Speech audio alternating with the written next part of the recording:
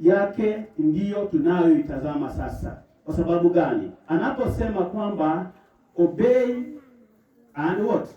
Live. Disobey and what? Perish. Hiyo si maneno ya kutisha mwanadamu. La hasha. Haya maneno anayosema kwa upendo mkubwa sana. Kwa sababu ukiregea aya ya nyuma katika 19 hiyo, aya ya nyuma anasema njooni tusemezane, asema Bwana. Hata kama dhambi zako ni kama nyekundu, kama nyekundu, lakini ataifanya nini? Iwe nyeupe kama nini? Kama theluji. Kwa hivyo mazungumzo anayoyastamuka katika kitabu cha Isaya, Mungu si hastumani. Mungu si Mungu ambaye ako na hasira kwetu. Ijapokuwa hasira ya mwanadamu ni tofauti na hasira ya Mwenyezi Mungu, kwa sababu Mungu mwenyewe anavyofanya maneno yake ni tofauti na kinyume cha matakwa ya mwanadamu. Kwa sababu gani? Mungu hasira yake ni ya upendo, lakini hasira ya mwanadamu lazima iwe na matukisho, mambo ambayo hayafai. Lakini yeye hasira anayosema kwamba utauawa kwa upanga, hiyo ni lugha ambayo ilikuwa inatumika katika nyakati zile, kwa sababu hiyo ndio lugha vizazi hivyo vilikuwa vinaelewa. Kwa sababu mambo na kifo si kama siku hizi, siku 2-3 mtu amekufa, siku mwezi unaweza pita mtu hajakufa. Lakini wakati cha Isaia itaweza kuchukua miaka mingi usikie mtu amekufa. Lakini wakati huo, kwa sababu walikuwa wanateka miji na njia nyingine mbaya, basi kitu ambacho walikuwa naelewa kwamba kuna kukufa ni wakati wa vita.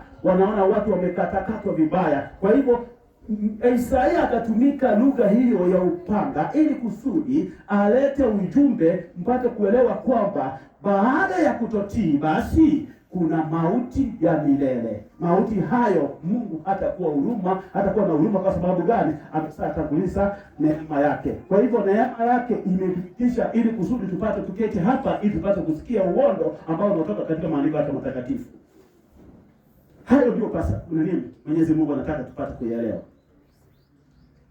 Hebu tusikie Mungu alipokuwa anaongea na wana wa Israeli katika wakati hizo za Yerusalemu na Yuda. Kitabu cha Isaia 1:16-17 anakuwa anasema vipi? Wash yourselves. Kitakazeni nyinyi. Wash yourselves, make yourselves clean.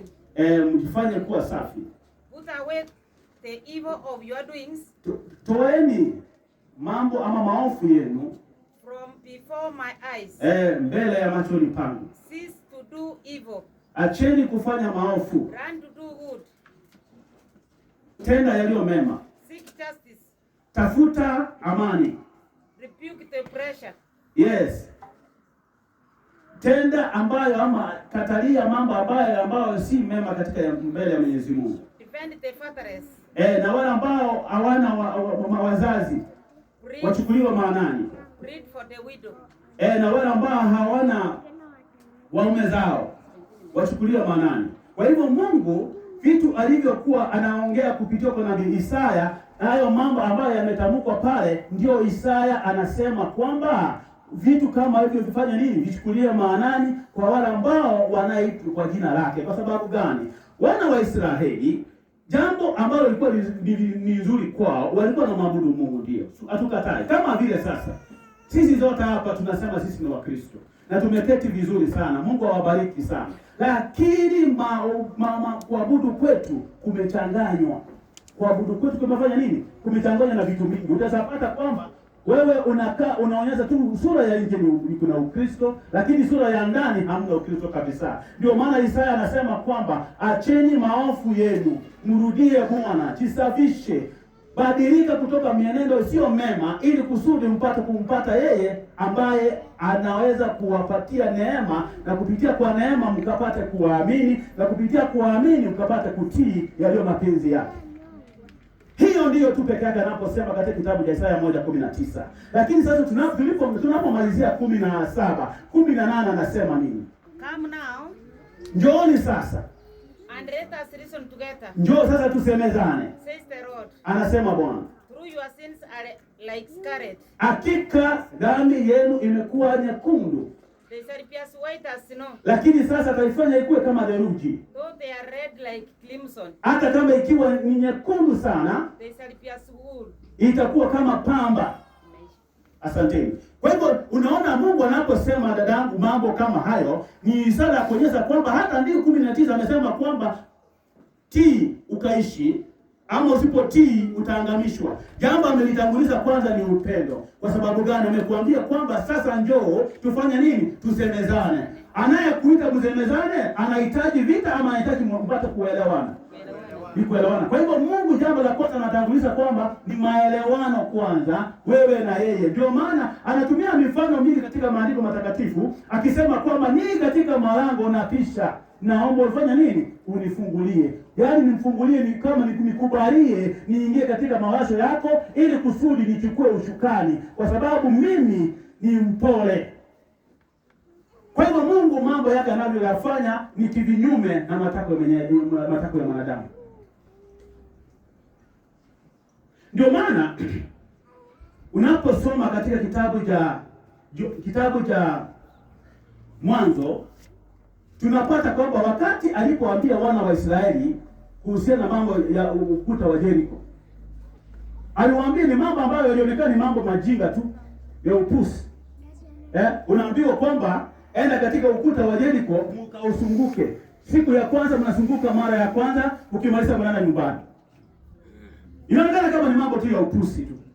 Hata katika wale ambao umezaa kuwa katika military, nimewahi kuwa katika NYS, inaelewa katika commands za kijeshi kuna vitu ambavyo vinaonekana inakulazimishwa na tena ni hakika lazima ufanye. Lakini kuna vitu vingine ukiangalia unasema hakika hii la hasha. Tena siku ya pili hata tena mkasunguke, ukimaliza kusunguka mzunguko wa kwanza muende. Lakini ifika siku ya 7 mtasunguka mizunguko ngapi? Mizunguko 7. Ilikuwa ni mambo ambayo wana wa Israeli hawaliona kama ni mambo mengine, yani si ya kawaida. Lakini wale watu walipokuwa wanaona kama watu wamefanya nini? Wameruka na akili. Lakini walipomaliza mzunguko wa 7, ule ukuta ulifanya nini? Ulianguka, mpaka hata wenye waliokuwa ndani walikuwa na miraba 4 walifanya nini? Walitimia mbio. Hata wengine walikufa. Wana wa Israeli walipokuwa wanaingia ndani hawakuamini, wale watu wa Jericho hawakuamini. Kwa sababu gani? Mungu kitu anachohitaji kutoka kwetu ni imani. Kama Waisraeli wasingelikuwa na imani, hiyo ukuta ingeanguka.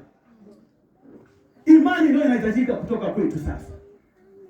Maandiko matakatifu yanatuambia tena mzee mmoja ambaye ni baba wetu wa imani, anaitwa nani? Abrahamu. Anamwambia kwamba toka katika mji wako, toka katika familia yako, njoo. Waje niwaambie, Abrahamu si wakati alipokuitwa na Mungu akakuta katika ambapo walipoitwa ndio alikosa kuwa na mtoto. Abrahamu hakuwa na mtoto hata wakati alipokuwa kwao. Lakini ndugu zao walikuwa na watoto. Na zile miungu za wakati sehemu ya kina Abrahamu walikuwa wanaamini na miungu. Na miungu wakati huo mtoto wa kwanza ni wa miungu anapatiwa, anatolewa kafara. Sasa Abrahamu hapo amefanikiwa na nani? Na mtoto. Sasa Mungu anapomwambia ondoka hiyo eneo la kwenu sasa mpaka nikupatie nchi ambayo utakapofanya nini? Utakapoishi. Abrahamu alitoka kwa imani. Na hiyo imani Abrahamu aliyotoka nayo ndio Mungu anasema kwamba tutii, tufanye nini? Tuishi. Na kwa hakika Abrahamu alifanya nini? Alitoka. Jambo lingine la pili, Abrahamu alijaribiwa kwao. Mungu amemchukua miaka mingi sana ya ambao hawezi kuhesabu usi wala kahesabu mtumbo msale. Lakini jambo nilikuwa nataka kusema ni hili kwamba alipoambiwa sasa huyu mtoto ambaye umempata kwa uzee wako sasa nipatie mtoto kama kafara. Baada ya miaka mingi baada ya miaka mingi Abrahamu akatoka asubuhi na mapema mpaka mlimani. Alikuwa mlimani kumtoa mtoto wake kafara. Ndio Mungu aliingilia kati akatoa suluhu. Akambatia kondoo. Lakini ile imani ya Mungu kumwambia fanya hivi na hivi na Abrahamu kufanya nini? Kutii. Hiyo ndio tunaambiwa kwamba tii mkafanya nini? Mkaishi. Usipotii hakuna kuishi. Hata kama ndio mmefaa vizuri, mnaonekana mko warembo vizuri, lakini waje niwaambie ukweli wa maneno. Hiyo ni chakula na chakula ni ya tumbo, lakini vyote vitaangamishwa. Usipotii kuna kuangamishwa. Mungu asema maneno haya kwa mzaha tu, lakini anasema kwa uhakika wote kwamba mkubali yeye ambaye ndiye Mungu mwenye Mungu mbingu na nchi na vyote viliomo, ili kusudi mpate kuishi. Na kuishi huku wanapotusema si kuishi kwa kawaida, kwa sababu kwa kawaida tumekuzoea. Kuna maisha yako zaidi ya maisha uko nayo sasa. Mtumishi Nuhu alipokuwa anaambia watu juu wakati wa gharika, watu waliona tu ni mambo tu ya mzaha. Ni mambo tu ya mzaha, hawakuchukulia maanani. Lakini wakati tukio halisi lilipotokea, watu walimkimbilia, lakini ingewezekana. Mlango ulikuwa umefanya nini? Umefungwa. Tii ukaishi.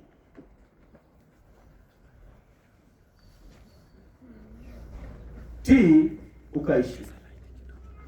Mtumishi Joshua yeye na familia yake walisema kwa hakika sisi tumeacha kuasi, lakini sasa mimi na familia yangu nimekubali kufanya nini? Kumtumikia nani? Bwana. Kwa hivyo mambo yanayohitajika hapa ni sisi wenyewe kuchukua hatua, si mambo ya kulazimishwa, la hasa. Kwa sababu mambo ya kulazimishwa Mungu hayafanyi. Mungu anataka wewe mwenyewe ujichagulie. Choose. Just choose. Kitabu cha Mathayo. What do you choose? Unachagua nini?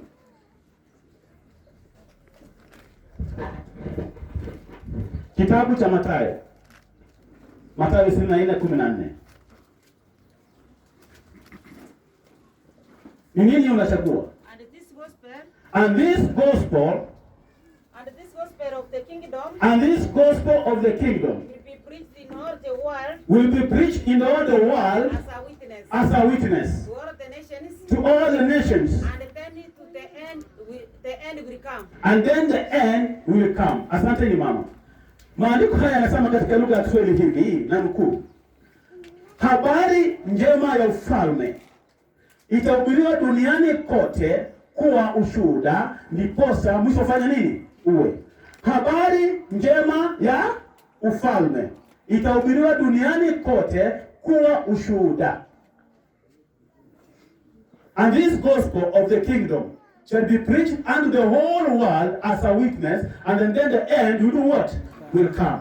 That means there are 4 elements that we want to look at this afternoon. There are 4 elements. Element number 1, this gospel of the kingdom. That's element number 1 for those people who are writing. This gospel of the kingdom.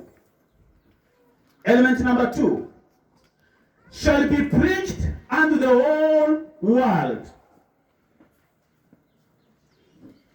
Shall be preached unto the whole world. That's element number 2. Element number 3, as a witness. As a witness. Element number 4, and then the end will come. So there's some things I want you to note here. The Bible is very clear. There's some 2 things or 4 things I want you to note, but more especially I'm talking of 2 things. The one is about the gospel. Understand from this part, this gospel of the kingdom. And the